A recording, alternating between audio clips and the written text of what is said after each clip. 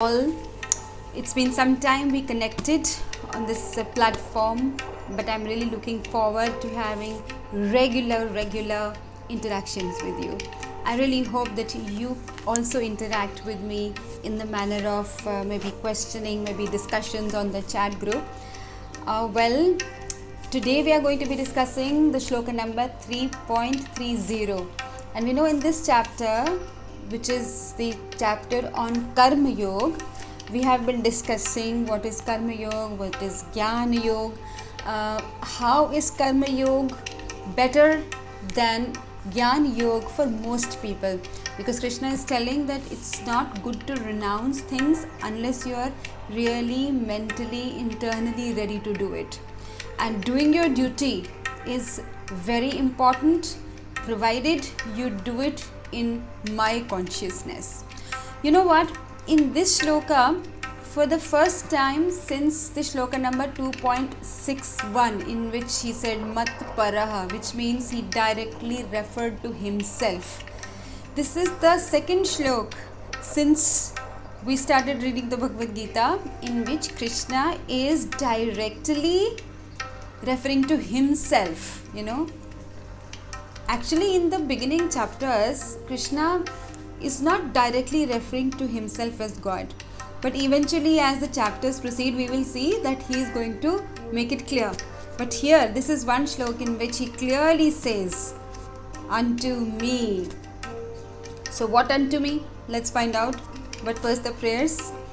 Om Ajnanatimirandhasya Jnananjan Shalakaya Chakshurunmilitam Yena Tasmai Shri Guruve Namaha. Namo Om Vishnu Padaya Krishna Prishtaya Bhutale Srimate Bhaktivedanta Swami Niti Namine Namaste Saraswati Deve Gauravani Pracharine Nirvishesh Shunyavadi Paschatya Desha Tarine Jai Shri Krishna Chaitanya Prabhu Nityananda Shri Advaita Gadadhar Shri Vas Adi Gaur Bhakta Vrinda Hare Krishna Krishna Krishna Hare Hare Hare Rama Rama Rama Hare Hare. Again, a word of caution before I start with the reading the 3.30 shloka of Bhagavad Gita. The most important is the holy name, because all other measures, be it reading the Bhagavad Gita, Srimad Bhagavatam, or doing any other spiritual activity, is for the purpose of giving us faith that ultimately everything is, in the holy name. So in the holy name, the Hare Krishna Maha Mantra that we chant in every session, that is the most important mantra to interiorize. If we can make this mantra a part of our life, we will see how this mantra changes our life for the better. Because in Kali Yuga, this mantra is the medicine, the prescribed medicine to help us get over this material disease. So let's start with the shloka number 3.30. Mai sarvani karmani sanyasyadhyatma chetasa nirashir nirmamo bhutva yudhyasva vigata jwaraha. Very important shlok, because Srila Prabhupada in the beginning of the purport says this is one of those shlokas which give us the purpose of Bhagavad Gita. So this is one shlok in which Krishna is giving one of those mother of all statements. What is the purpose of speaking Bhagavad Gita? What is the main, the motive or the main message that Krishna wants to give everyone? So let's listen carefully what Krishna says in this very important shlok. First, the translation by Srila A.C. Bhaktivedanta Swami Prabhupada. Therefore, O Arjun, surrendering all your works unto me, with full knowledge of me, without desires for profit, with no claims to proprietorship, and free from lethargy, fight. So that is the order of Krishna. Just as Srila Prabhupada says in the purport, just as a military commander gives an instruction, an order to his subordinates. Go ahead and fight. Similarly, Krishna is giving this very stern instruction, fight. Now, he is saying to Arjun, fight. What does that mean for us? How does it translate upon us? You see, many people think that to be in devotion means to give up everything, give up our routine lives, our normal lives, just go into some forest or maybe on the Himalayas and meditate, leave everything. So Krishna is dispelling that misconception straight away. Krishna is never telling us in the whole of Bhagavad Gita to give up doing what we are doing at the moment, but just do it as an offering to me. That is the difference in doing what we're doing now and doing as in doing in devotion. So earlier also, we talked about the art of doing work. How should we work so that work does not bind us, but work liberates us? You see, nothing in this world is, absolutely good or absolutely bad, because this world is a relative world. You see, so everything which is used for the right purpose can be right, whereas even the right thing which is used for the wrong purpose can be wrong. Similarly, the art of doing karma or doing work can bind us in this material world. It can be a cause of our bondage also. But the same karma, if done as an offering to Krishna, can liberate us. So, in this particular shloka, Krishna is telling Arjun, work to liberate yourself. You see? So, how to do that work? That Krishna is telling in this shloka. How to do that work to liberate yourself. What are the conditions in which you must work? So Krishna is saying, let's look at the words. Mai sarvani karmani sanyasya. Mai, unto me. Sarvani karmani, all the works. Sanyasya, surrender, give up unto me. So give up, surrender all your works unto me. Do them as an offering to me. Sanyasyadhyatma chetasaha, which means in the chetana or with the chetana or consciousness of adhyatma, which means actually if you translate it deeply, Srila Prabhupada does that for us. It actually means in what kind of consciousness must we work? We must work in full Krishna consciousness. Well, actually, you must have heard people say, कि कुछ भी अच्छा बुरा नहीं होता. It's all upon the bhav. It's all upon the feeling with which you do that work. So it actually all depends on the consciousness, right? So what kind of consciousness are you talking about in this particular shloka? You see, we can probably classify the kinds of consciousness into three different types, three main types. Let's take it that way. So first is material consciousness, which means when our consciousness is stuck in the material world, we are just thinking of ourselves as this material body, which we are not. So this is material consciousness, and we are trying to gain happiness through sense gratification, which means that since this is a material body, all these senses are also material, so we are just trying to satisfy these material senses by making their contact with material objects. So material meets material, and we are expecting eternal happiness out of it, but that's not possible because material is temporary. So when material meets material, matter meets matter, well, that's a tongue twister, matter meets matter, then the happiness or even sorrow which arises out of it is going to be temporary because matter is temporary. So that consciousness is material consciousness. On the other hand, this another kind of consciousness which is soul consciousness, which means that I am aware or that I am not this material body, I am the spirit soul. So my consciousness is now transferred from the material level to the spiritual platform. So that is which means to be aware of oneself as the spirit soul and not as material gross body, is spiritual consciousness. So that's a higher level of consciousness. But the highest level of consciousness, Krishna is telling here, Adhyatma Chetasa, is the Chetana or the consciousness that I am a soul, but where does that soul belong? Because you see, we can't ever be happy without knowing where we belong.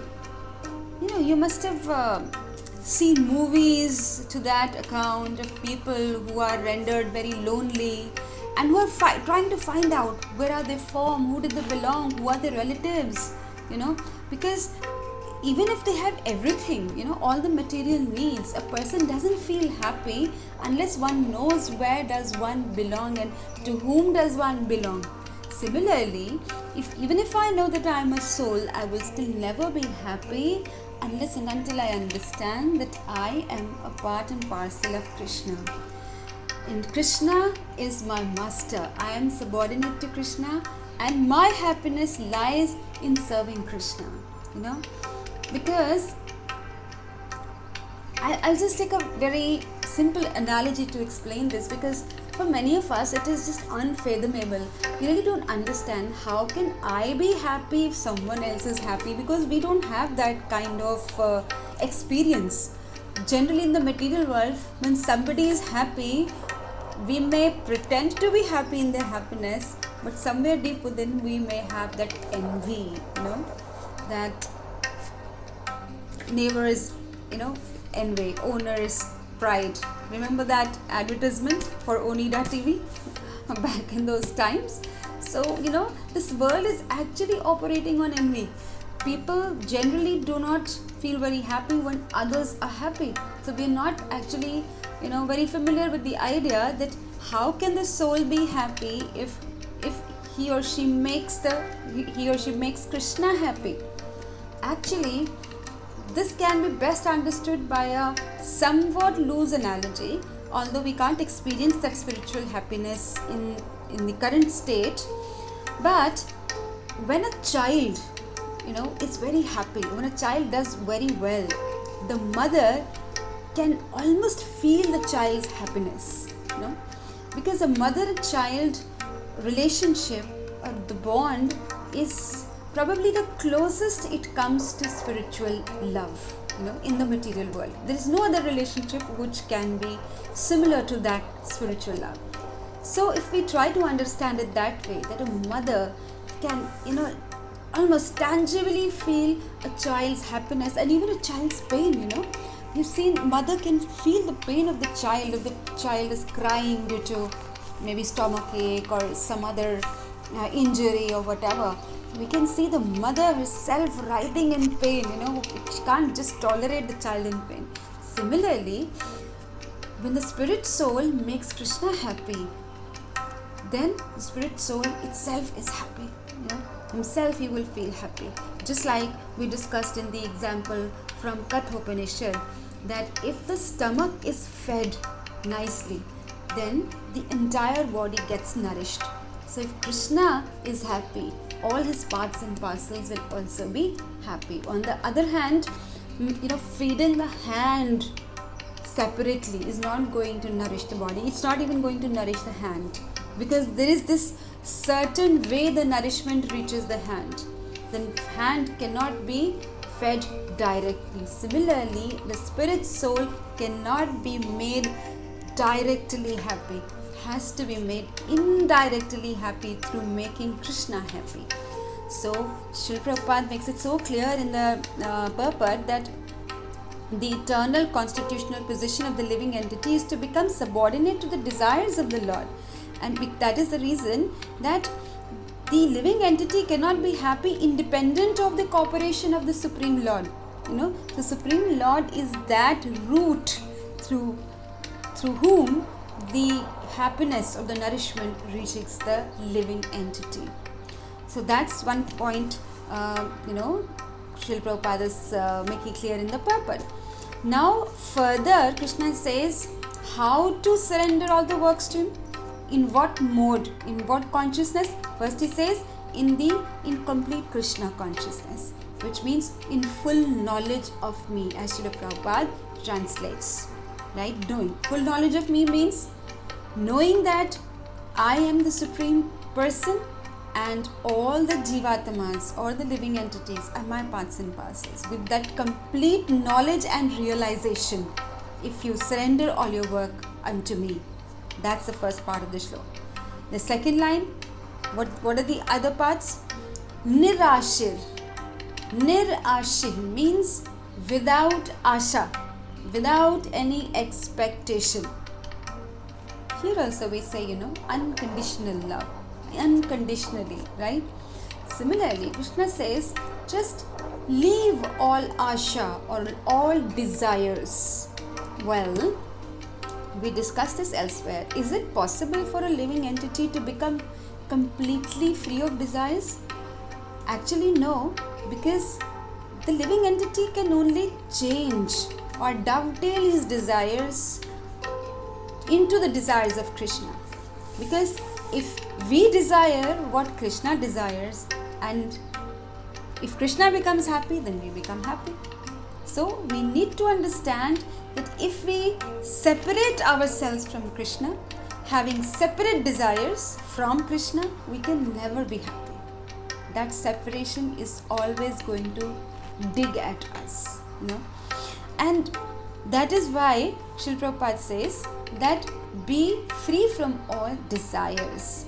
Just to act on the order of the master, but not expect any fruitive result. And the beautiful example that Srila Prabhupada gives is of the cashier in the bank or in any other outfit, So he says, just as a cashier counts the money, the bills, the notes, right? But he knows somewhere deep inside that this is not my money. He's counting the money, but without any expectation of getting that money for himself. He knows that the money is the master's or the bank's money, and I'm just counting it. That is the kind of, free of expectations and free of fruitive results. Phalki ichha, being free from all kinds of phalki ichha, for himself. Because, if now what if the cashier somewhere develops this mind that what if I take some of the notes, what if I take them, what if I consider that these are mine, that kind of polluted consciousness is going to land the cashier in trouble.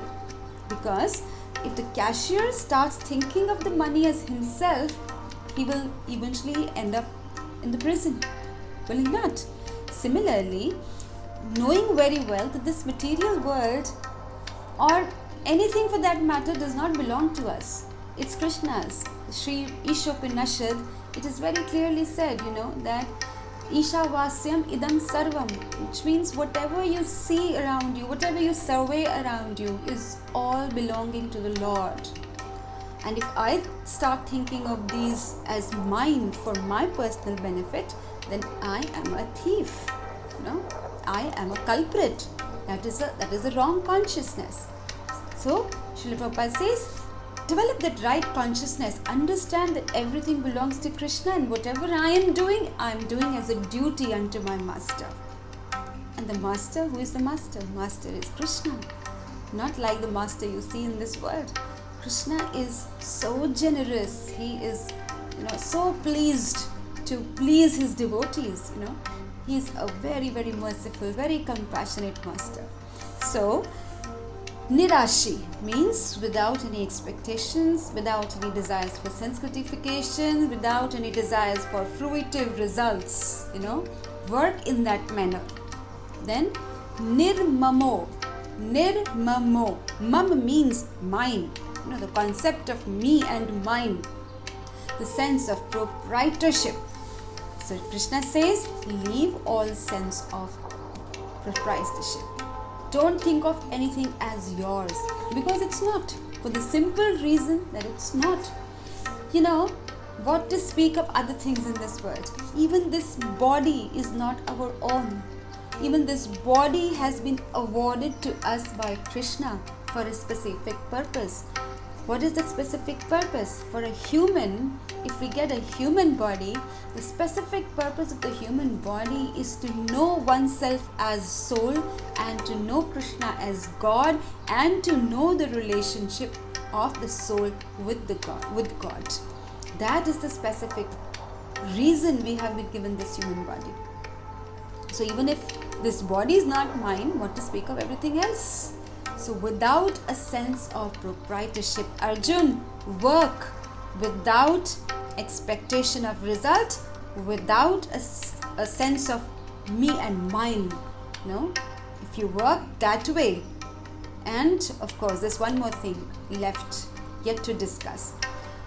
Vigata Jwara, which means be free from lethargy.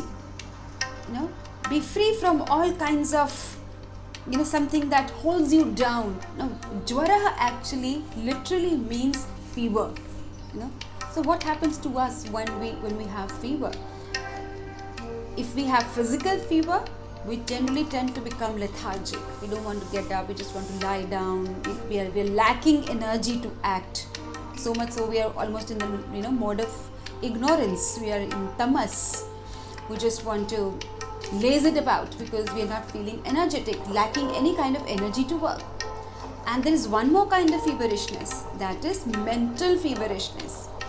You must have heard somebody say he's working feverishly at his project, which means he's working very passionately, which means that now here actually Krishna is referring to both. Be free from all kinds of laziness to act. Don't become lazy. To become a devotee, to become spiritual doesn't mean to become lazy. It doesn't mean to give up work and sit in a corner. That's just laziness. Don't do that. Get up and do your duty. And the second thing he's trying to hint at is that people become feverish in their attachments to this material world, to the people around them, to their relatives, to their friends, to the money they earn, and the power and the position that they are vying for. So Krishna is saying, become free from that feverishness also.